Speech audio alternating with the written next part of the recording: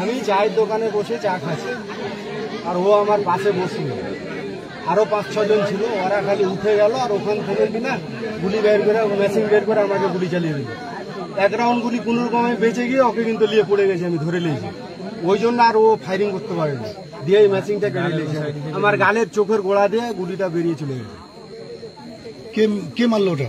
এটা হচ্ছে বুদ্দিন সাহা, না কি নাম তার, শাহাবুদ্দিন। ওর কাছ থেকে এলে না রে, তাইলে বেশি ভালো হবে না। ওর সাথে আরেকজন ছিল, আগে কেউ ছিল? আরো ছিল, ওর সাথে আরেকজন ছিল। একটু পানি দে তোরা, কেউ রে পানি নেই, পানি উঠে না, ঘোড়া জল দিস না।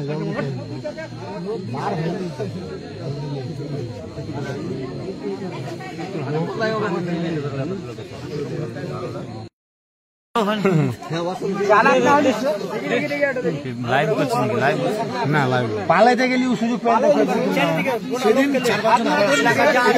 আরো 4-5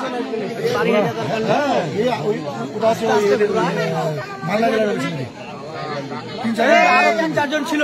আমরা তখন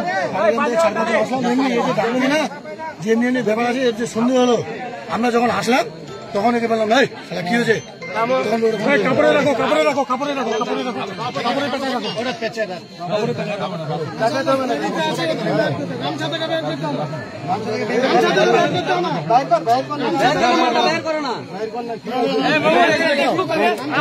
ভিডিও করছে,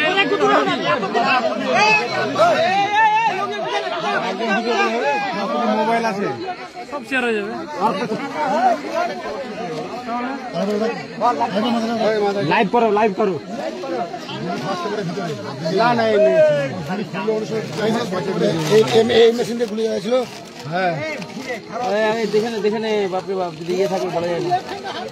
ম্যাগাজিন খোলা আবার ইয়ে করা আছে না, ঠিক আছে, ম্যাগাজিন খোলা আছে, ম্যাগাজিন খোলা কত সময় ভিতরে থেকে শাটার হয়ে যেতে পারে, ওরকম দেখবো না। এটা তো স্যার আপনি দেখে দেন, স্যারকে তো মাটির দিকে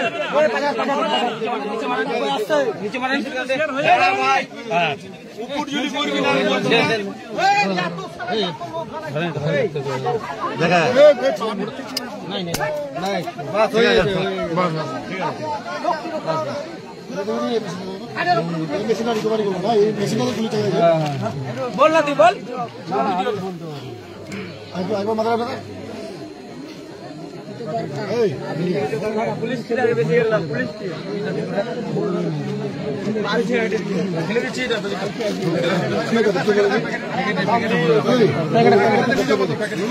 কি হয়েছে, তুই একটা বক্তব্য দিবি,